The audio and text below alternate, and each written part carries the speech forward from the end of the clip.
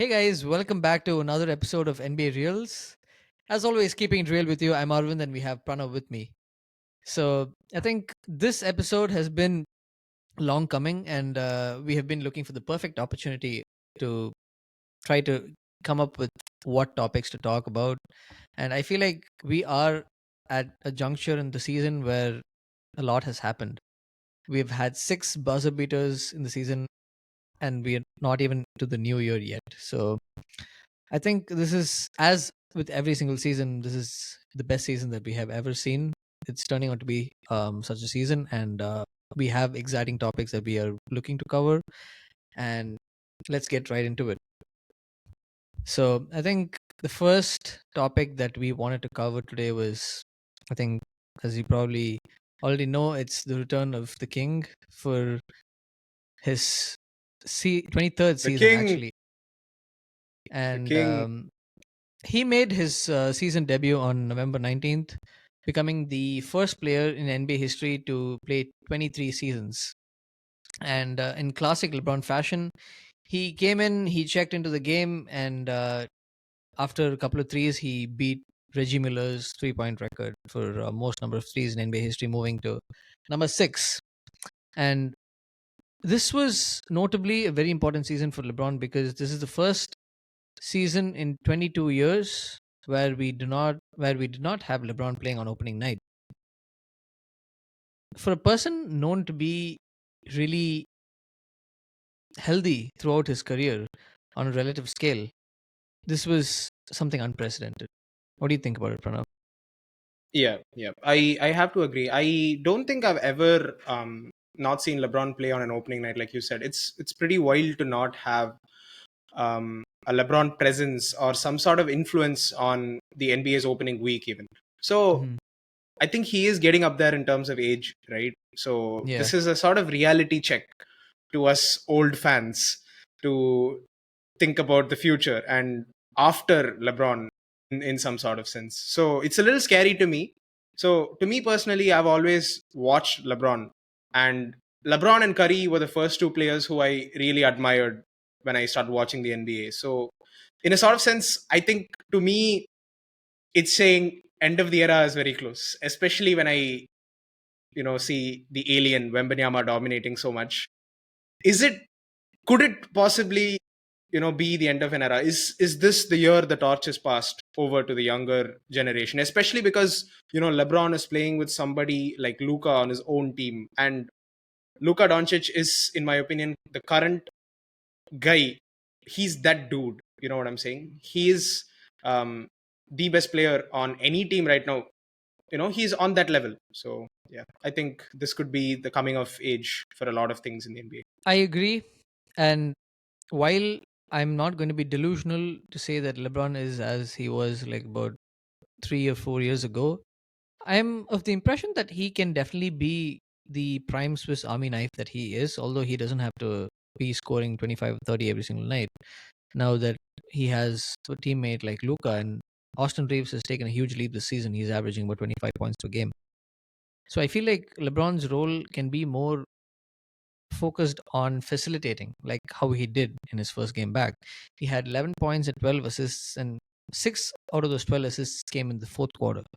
And with LeBron's first game of the season, the Lakers scored a season high in points.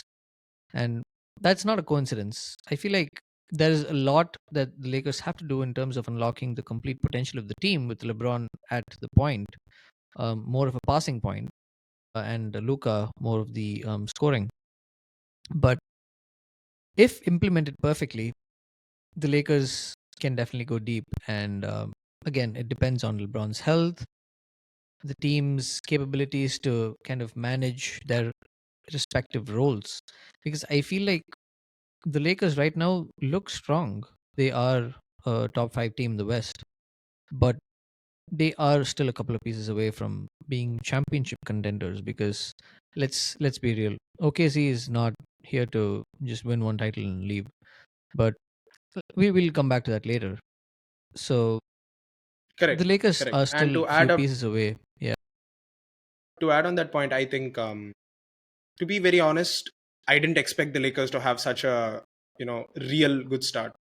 I thought that they would pick up where they left off, and obviously Luka was going to have a few good games here and there, but his off-season transformation and his mentality coming into this season, especially um, getting used to LA is what I would call it, has been a game changer. And Austin Reeves, like you said, has been a brilliant supporting cast, and the banter that they have going between each other is really fun to see, and it really feels like this team is having a winning culture again, like, which I feel like they were missing at some times through the past few seasons. And if I'm being really honest, right, like, this season the Lakers actually do have a chance. And like you said, I think it is playing LeBron at point, but it's also playing LeBron at forward or power forward, and having Luka maximize his role as a passer as well as a scorer. So Luka Doncic is not a single lane type guy. He is somebody who can do everything. But what do you want to maximize from this team? Right now, is it maximizing LeBron or is it Luka? This is the question I feel that JJ Redick is going to have to think about through the course of the season. So I've seen Luka do it all. I've seen him lead a team to the finals in recent years. And I know that LeBron is one of the best players in the NBA still in terms of IQ and decision making, especially. He might have regressed a little bit in terms of defense and other aspects, but he is still that guy. When it comes to the playoffs, especially, I know he can turn it up a notch. I'm never doubting LeBron, right? So yeah, we'll have to see how they integrate LeBron into this offense, because right now the Lakers are cruising, and DeAndre Ayton is showing glimpses of what he could do, especially in the postseason. So I'm You know, I'm you happy to see this for the Lakers, and they are a yeah, top four seed in the West still currently in this really good West. I agree, and you become a really good point. JJ Redick has to really choose between maximizing Luca and maximizing LeBron. And to answer your question, I feel like there are different aspects that both those players can maximize. For example, Luca has to be that guy willing to take all the shots in the clutch, has to be willing to make sure they have a lead or build a lead that is insurmountable. They cannot give the opponent any hopes. So Luca will be taking that kind of a demoralizing role, and I would like LeBron to take more of what do I say, a 1920 Rondo on steroids, basically that kind of role. Because Rondo was one of the main reasons the Lakers won a championship that season, because he was a facilitator primarily, but when needed, he was able to step up in terms of scoring, and that mainly happened in the playoffs, but more so with LeBron being a starter. His role would definitely have to be more of the facilitator, and I feel like that aspect of his game can be maximized this season. We saw him lead the league or have a career high in assists in the 1920 season when the Lakers won a championship. So if LeBron takes a similar role with just a tad bit lower of a scoring chart, I feel like that could definitely do wonders for the Lakers themselves. And I think that's the balance that they will have to work towards. And I definitely know that LeBron and Luka can work something out. They're the smartest players in the league by far. And they have Marcus Smart, who is another high IQ player. Although he's the person who does all the dirty work, he's a former DPOY. He's very, very smart, true to his name, player. But yeah. Anyway, so before LeBron returned, the Lakers had a 10-4 start, and that itself was pretty impressive. A lot of skeptics were talking about how when LeBron comes, the team's chemistry is going to get ruined and everything. And I feel like it's just gotten better, because at the end of the day, he is LeBron James, and his teammates anticipated him coming back the most because everyone else was pretty much on the floor. So I feel like the Lakers are looking like a team that has strong chemistry, if not anything else. And Doncic is averaging a career high in free throw attempts per game with 12.2, while Austin Reeves is at 9.5. And that speaks a lot, because the Lakers have always been the team that has led the league in free throw attempts. Even with AD, there was a lot of paint action, so naturally that was the case. But with Luka, and Austin scoring both in and out. I feel like this is really good sign of them knowing what their game is and what they need to do. Correct, correct. That's a good point as well. So yeah, going into the season, I think I mean, at least I was having a little low stock on the Lakers, but yeah, this is really good to see. But in the West, okay, playoff runs are not as easy as we expect, especially this early in the season. And even this early in the season, it's looking like the top three in the West is a little bit solidified.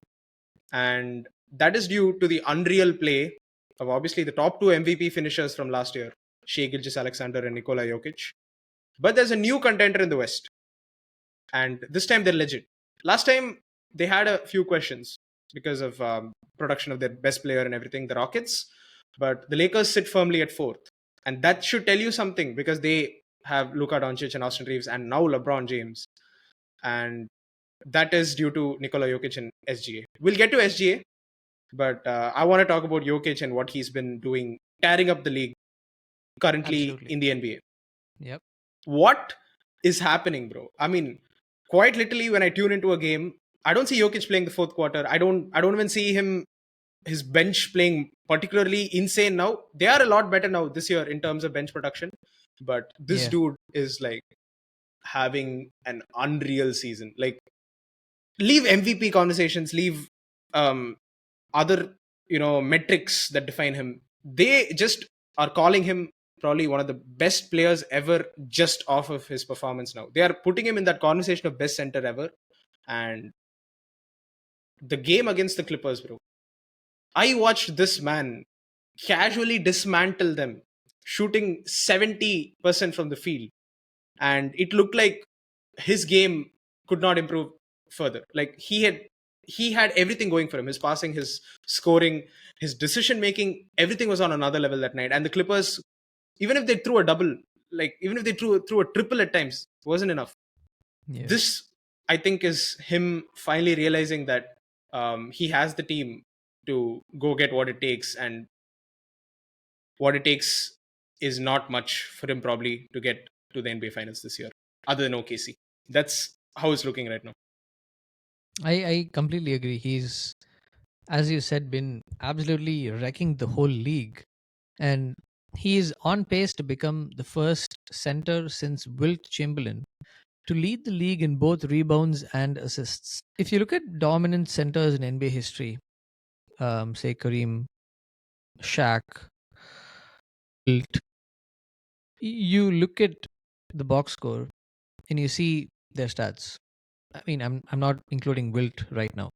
So let's replace him with, say, Dwight Howard in the late 2000s. You look at the box score and you'll see that they have about 30 points, 15 rebounds, and 5 blocks, maybe 2 or 3 steals, and That's a Wemby stat line. maybe 2 or 3 assists. We have Nikola Jokic averaging 30, 13.4 rebounds, which is number one in the NBA by far, and 11 assists per game, which is also first in the league. It This looks like a Russell Westbrook 16-17 stat line to me. And you know how explosive he was, how much of a mission he was on that season. And Except tell me Jokic's averages in terms of efficiency, bro. exactly, We that's all what I know was how going to many say. shots Russ took that season. Yeah. So in November, Jokic averaged 35, 13, and 11.3 assists. And his shooting splits were 67% from the field, 48% from three, and 86% from the free throw line. What are we doing here? I think we all gotta hope and pray that you know Jamal the Murray, if Rockets can someone beat them. flakes out. I mean, Jamal Murray doesn't really play in the regular season, bro. We know No, how it I'm is with talking about the him. playoffs. We can do is hope that the Nuggets are as bad as they were in the playoffs last year. Yeah, we're hoping for a Ex- Minnesota Timberwolves, resurgence. yeah, Especially because they're absolutely mid. I don't think they're doing shit against the Nuggets this season. But yeah, yeah, I mean, like you mentioned, right? Like always, it's Jokic's bench that lets him down. Still, they don't have like a great rating with Jokic on the bench even now with the reinforcements that we mentioned from the last podcast So episode, yeah, like Valanciunas and all that. But quite literally, what I'm seeing right now is they have a decent rating to keep Jokic on the bench as well. So this might actually be scary us to the point where they don't need to play Jokic and he can get his rest in certain points even during the playoffs. So I think this season, if Jokic wins MVP and Finals MVP is actually looking likely, even though Shea currently is number one in like the NBA team wise. I do think this season could cement Jokic as the best. I think I've mentioned this already in the past episode. I mean, how many times, man? Like, I don't think he can get any better. I think one time, but then he just keeps going. I don't know, bro. He could be all time top five, top 10. I'm starting to agree with you because you know what's crazy? He has three MVPs. He has a championship and a Finals MVP already, and he's still Yeah, playing like yeah. a man possessed. If he wins, like you said, an MVP and a Finals MVP this season, he's pretty hard. Is he a top three center of all time? That's a really good question. Is Nikola Jokic a top three center of all time? See, currently in my top centers of all time, I would probably have Wilt Chamberlain for sure.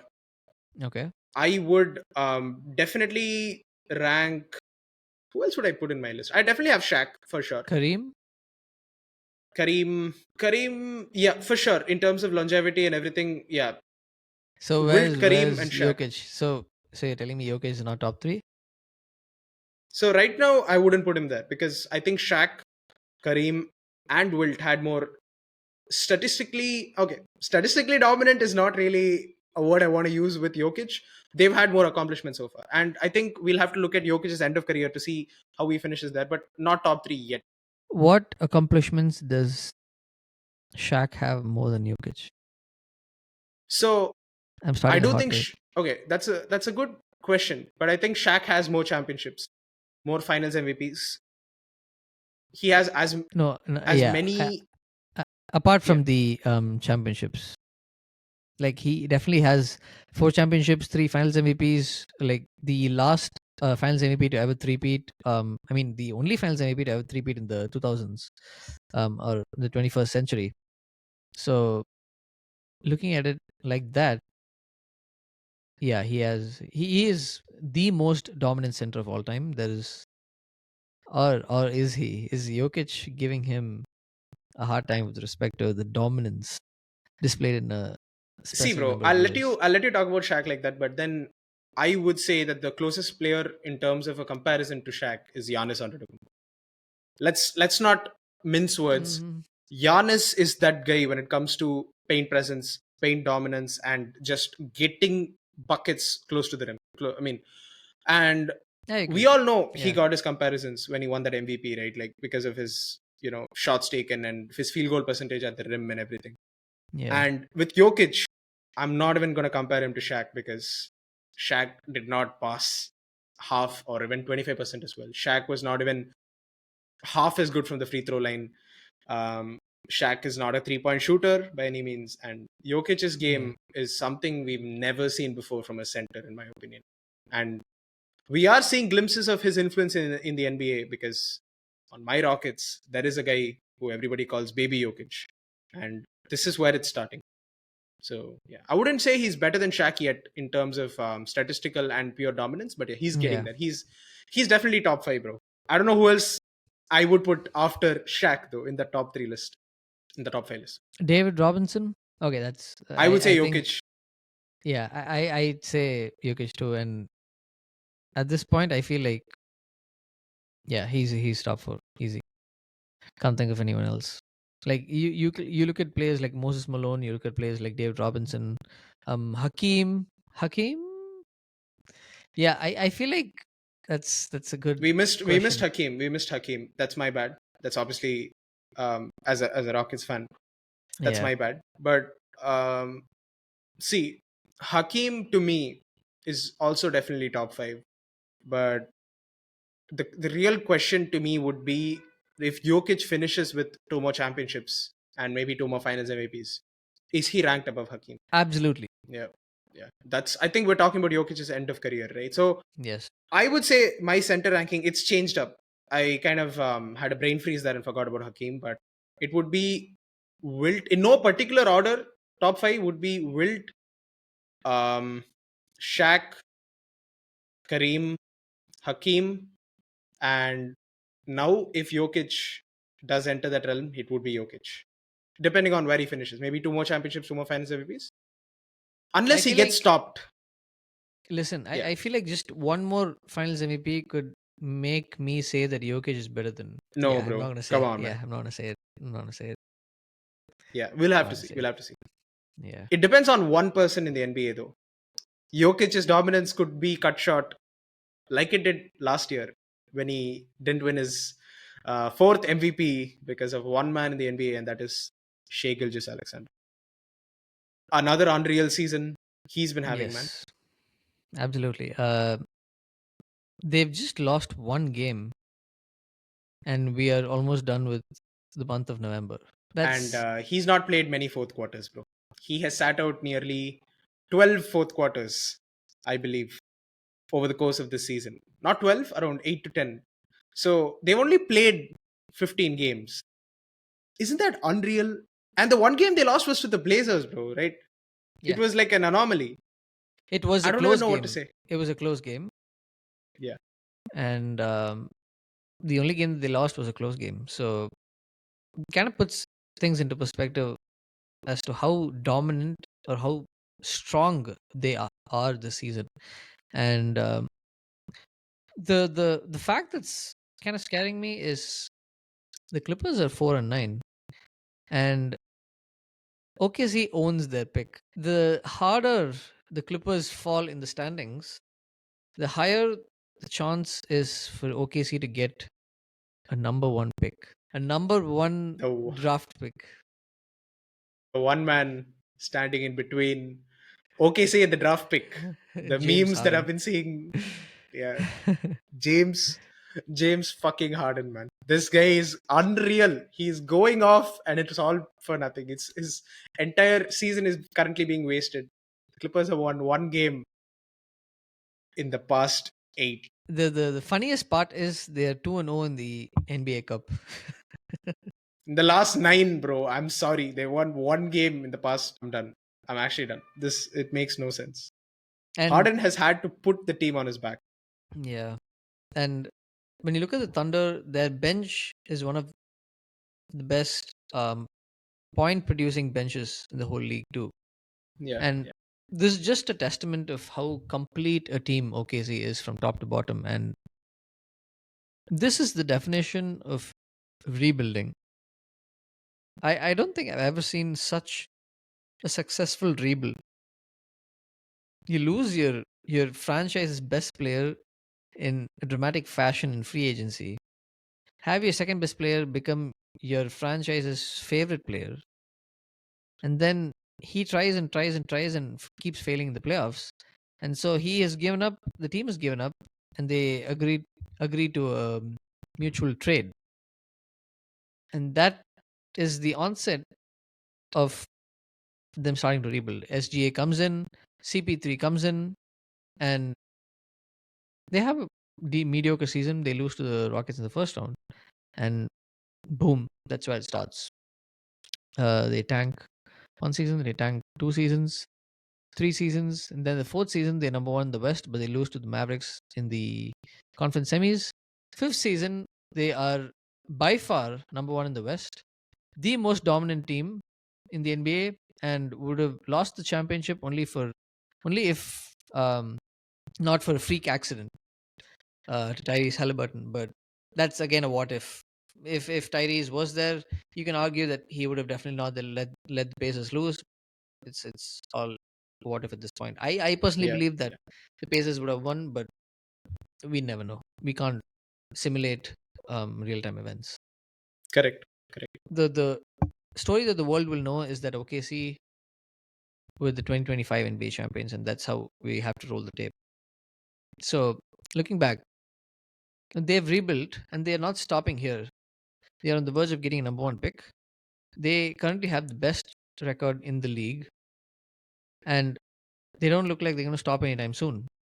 And as an NBA fan, this is a success story that I really admire, and I want to see more success stories like this one. They traded their homegrown star. I mean, not a homegrown star. They traded their star for a player who they got and grew him up, and that's what it is about. Yeah, yeah. And looking at it from a lens of building a dynasty, right?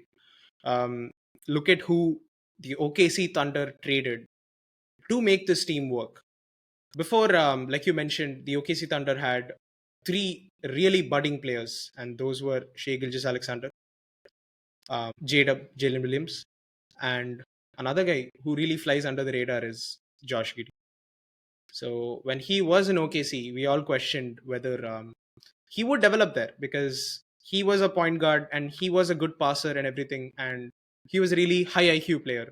And whether he would have thrived in OKC is not really a question. This is like OKC trading away Harden. This dude Josh Giddey is balling. The Bulls are in a really great position, and the Bulls are having a resurgent season, man. Isn't that wild to think about? And Josh Giddey is at the center of it all. And Josh Giddey was the piece that the OKC Thunder had to trade in order to make it all work. Because Josh Giddey would not have gotten the development that he got by leaving, and the opportunities and the shot making opportunities that he got at Chicago. And Yeah, this is how dynasties are made. You might hit on 5 picks, but you need to pick which of those to keep and which to build around to make your team work in the playoffs. And currently, I think OKC is doing all this.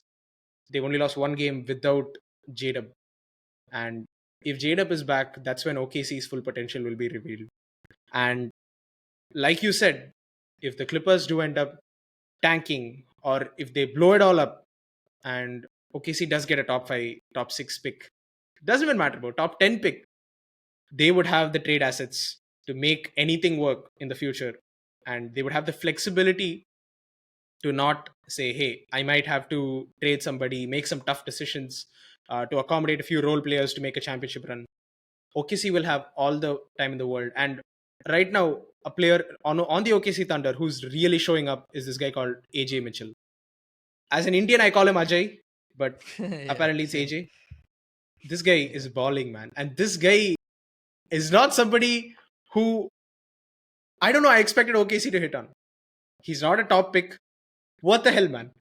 If everybody in OKC is going to ball out like this, I would have to say their organization is absolutely top class for picking the talent at the right times, at the right places, and making it all work together. And yeah. most importantly, giving them the right amount of playing time. This is something like you said, has to be admired in the NBA. I've always seen teams blow it up, like to have 2 or 3 stars with minimal bench or role playing production. But OKC Thunder has somehow made it work, and this really needs to be talked about more. I completely agree.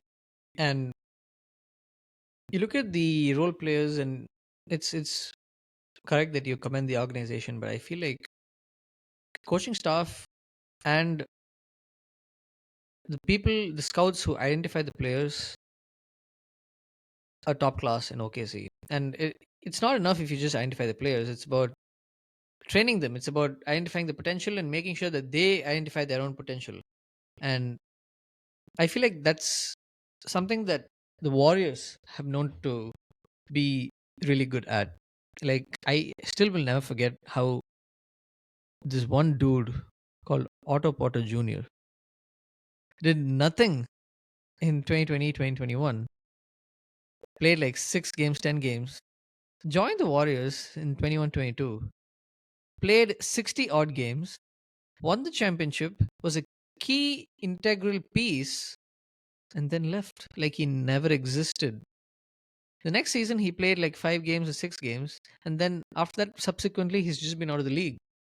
So it's really about the coach. Mark Delon has been doing a terrific job in terms of just training his players, in terms of giving them the morale boost that they need, and most importantly, making sure that the egos of all the young players do not clash with each other. Because with a team as young as OKC, there are a lot of potential problems that could arise. Everyone's getting paid. SGA got paid, JDub got paid, Chet got paid. What about the others? Do you think we're not as equally important to success as you three are? Questions could arise. At the end of the day, they're all 25 or younger, most of them. And such questions could arise with success so early. So it's really up to the coach and the assistant coaches to manage team chemistries, egos, and I feel like they've done a really good job. And as a basketball fan, I really wish OKC great success because they're doing the right thing. And yes, their style of play is definitely questionable with the amount of fouls they draw, with the amount of flopping that they do. You're fooling the refs, and that's part of the game. And yes, that is not the right brand of basketball. I don't like watching it as much. Like as long as it's not overdoing it, I'm fine with it. But they are borderline overdoing it. But at the end of the day, they're winning, and that's what history is going to remember. 10, 20 years from now, we're not going to be like, oh, 2025 OKC was, you're talking about them winning a championship. Nobody's going to be like, oh yeah, they were foul baiters, they were free throw merchants. SGA was at the free throw line at the beginning of the first quarter. Nothing of that sort. History is going to remember them as NBA champions, and SGA is going to be remembered as an NBA MVP and Finals MVP. That's where history stands. That's what matters. So I feel like talking about the number one seed in the West, we definitely have to talk about the unexpected number one seed in the East. The Detroit Pistons, led by Cade Cunningham. I do I not mean, know what happened this season, but I kind of saw it coming at the end of the last season when they did have a chance against the nah, Knicks. nah, No, nah, not nah. not them going to be This the this first like seed. that LeBron meme, man. No, no, This like no. that I never LeBron said meme. no. Hear That's me my out. favorite Hear me saying. out. That's Hear my me out. favorite saying. I never said I saw them going to the first seed at all. I saw them definitely being better than last season, is what I meant. And that was pretty obvious with That's where they were. But being the top seed in the East, I didn't expect that. yeah, yeah. And considering where they were 2 years ago, looking at the Pistons 2 years ago, bro. Um, The longest losing streak in NBA history. yep, yep. And Kate Cunningham had a legendary, press conference after that where he said, "We're bad, but we're not this bad." And they didn't deserve to have this many losses. And hearing that from a franchise cornerstone was really heartbreaking because I thought he deserved better. And to be very honest with you, right, like I love Jalen Green. Okay, I was the highest on him, and when we got Green and the rivalry was there between him and Cunningham when Cade went number one, Green was picked by the Rockets in number two. I always knew that there would be a chip on Green's shoulder because and we all knew Cade's game. We all knew what he was capable of. But with Green, it was untapped potential. So his athleticism, everything could go up a notch. But now Cade is showing why he was that number one pick, why the Detroit Pistons were right to pick him, and it's been spectacular to watch. He is someone who doesn't shy away from the moment. He is a tall, big point guard, and he has a good IQ and he has a great attitude about the game. And after that infamous losing streak, they've come a really long way. And it's all to do with how the organization also has kept them, right? And now they've become relevant because of multiple factors. Because this guy, Kate Cunningham, was first, it was his first All Star selection last year, and he made the All NBA team last year, even though it was the third team. Really, really good. And he has made the Pistons a force to be reckoned with, especially because he's averaging nearly 10 assists a game and about 25 ppg. So I don't know if I've seen somebody do this consistently on a fucking Detroit Pistons team, man. Like that's crazy on its own. But they have had a few additions that I would really like to speak about, and these are really notable additions. They had to move on from like Malik Beasley and Tim Hardaway, and these are players who are streaky shooters. And I think the additions that they made, such as Duncan Robinson and Karis LeVert, are integral to this team's success. Because come on, man, look at it from a coaching perspective. Now they can plug in players who are much better shooters, who are good defenders. Not talking about Duncan Robinson, but Karis LeVert is a wing who you can plug in into any lineup, and he will be a positive. He's a good player, and he showed it to us during his Cavs years as well. even though he missed time due to an unfortunate illness. But what do you think about the other additions that the Pistons did? Like, what are you seeing from the Pistons? What I'm seeing from the Pistons is they're a team that is high on confidence. And I think during a press conference, it was Draymond Green that said this. Confidence is the biggest drug, legal drug that athletes can possibly take. Because the only difference between a good player who is maybe now bad is the level of confidence. The higher the confidence, the higher he or she will be better, or will have the potential to be better. And the Pistons are high on confidence right now. They saw what they could do to the Eastern Conference finalists last season. They were down 3-1 and they were about to force a game 7. That's what they know that they're capable of. And the entire team believes they're capable of something bigger than what they have been able to accomplish so far. And that's why they are here today. They are led by very mature, a very solid dude at the One helm. thing though, this is also them not at full strength. Jaden Ivey is yet to Yeah, be back. exactly. And dude, look at this lineup. Just like you said, they're high on confidence and their production, especially Jalen Duren, man.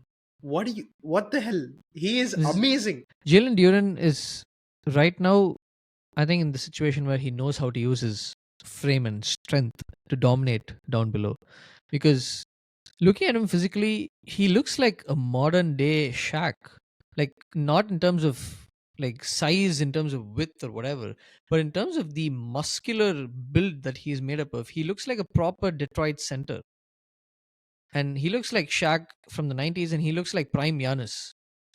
And I think he's just getting acclimatized to using his body in the paint to muscle his way through to get rebounds and putbacks and everything. And I feel like that's a really good point of focus for him. And I would definitely credit the Detroit Pistons' success to JB Bickerstaff, their head coach.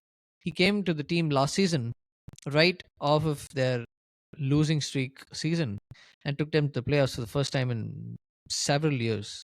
And this season they're the number one seed in the East. And that's no coincidence. That's definitely JB Bickerstaff. And It's their Jalen defensive Duran. identity, bro. Exactly, that's what I was going to say. Jalen Duran and Asar Thompson are averaging about 4 blocks a game together. That's, excuse me, kind of insane when you think about it. Because as a center, yes, I understand, but the Thompson twins are no joke. Uh, If you swap either one on their teams, they'd be giving you the same production, and that's how versatile and No, no, no, no. I think Amen is significantly better, at least at the point in their career right now. I feel like their roles are different, and both of them are adapting to their different roles. But I feel like both of them are of equal potential for sure. That's true. That's obviously true. But there was this one clip, I don't know if you saw it, where Amen gets, confused about where his man, and he gets beat. And then Duran is forced to compensate any fouls. And then he has a heated conversation with Amen, with Asar, sorry. I said Amen all this time, my Yeah, bad. you With could. Asar about how to, about what he did, and then that he did a mistake there. And then it got really heated. And then I thought, okay, this is really good to see, because one big thing on a losing team is not keeping your teammate accountable for his laps. This is something that I've seen a lot. And then people are just fine with playing mediocre games and playing mediocre defense. But Hmm. Duran understands that the backbone of this Pistons team is him being in the paint, his presence in the Yeah. paint. And then obviously it's Asar all around the court, Hmm. with his perimeter defense, with him making sure that his man is covered at all times. And this is something I love to see. And after that, they both like, talked it out, they hashed it out, and then they were like talking like, yeah, this is what makes a team have some kind of mentality going into a playoff situation, right? Like, or else you just have a team with a weak mentality in the playoffs, and then at the first sign of, a potential, mishap, everything comes crumbling down. This is something that's really good, man. And I'm happy Yeah. that the East is not the same Boston Celtics, Milwaukee Bucks, Miami Heat, bro. I'm fed up, bro. This has been the Did you same situation for the 6 years. did you know that The Pistons, Knicks, Raptors, and Cavs are separated by just 2 games in the top of the Eastern Conference. Oh my god! I knew that the Raptors were like another unlikely team at the top, but I didn't. I mean, obviously the Knicks. We did expect them to be top, but that's crazy, man. That's obviously crazy. Yeah, it's really refreshing to see that the Pistons are number one because ever since I have started following the NBA, and I'm pretty sure ever since you have started following the NBA, the Pistons have been in the bottom five uh, every single season, and it's it's happy to see that they're not there anymore and that they're doing better. And it's going to be interesting to see how the season plays out because there are a lot of concerns about stamina or any future schedule strength and anything, but that's just the haters. I feel like they've done this and this conference will keep them going. Yep. Absolutely. And to add on to that point, I think the East currently has a lot of interesting teams that we do want to do a full feature on, such as the Philadelphia 76ers. Like we already did mention their potential going in, and Paul George just returned and he's played 2 games, and Maxi has been electric. And I'm so happy to see this as a Sixers. Not a fan, but I do rep them in the East. I do like Philly a lot, especially considering all the trouble they've had to go through with Embiid. And Yeah. the Raptors, Scotty Barnes is finally showing his potential with the team also playing at their full potential. And Knicks and Cavs also great to start off the season. Donovan Mitchell Mhm. always a really good player, and we're really excited to come back and talk a lot more about those teams in the East and also the West, where we are obviously going to cover the Rockets, who we're going to do a deep dive into, and also Yeah. other teams in the coming episodes. So thank you so much, guys, for tuning in to another episode of NBA Reels. And we'll catch you guys in the next one coming soon. Peace. Thank you.